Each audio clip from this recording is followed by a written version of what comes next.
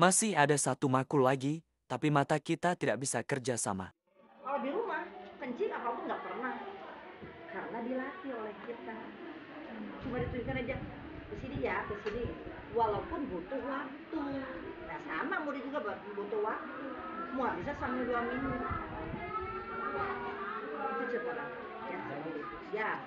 Nah, udah segitu. Udah. Terus apa lagi? Udah. Ayo, assalamualaikum.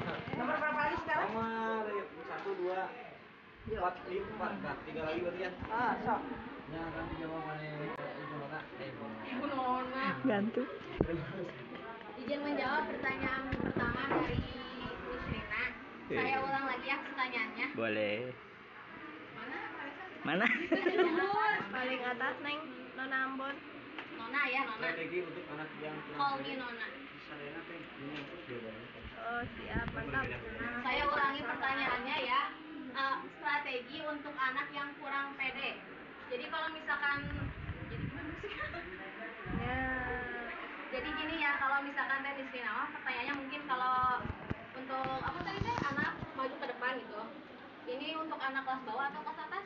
Menyangkut semuanya 1 dan 6, 1 sampai 6. Ini misalnya kalau misalkan saya, ini mah saya ya.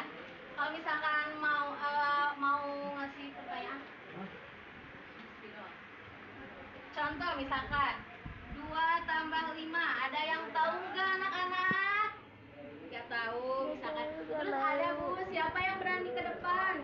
Nah, anak kan kurang pede, malu Bu, atau misalkan aku suka kayak gini nih. Ayo maju, jangan malu gitu. Contoh pertama, kalau misalkan emang benar-benar gak ada yang mau ke depan, biasanya saya tunjuk, coba kamu ke depan. Misalnya gak mau Bu, malu, coba sama temennya ditemenin ke depan gitu, jadi berdua.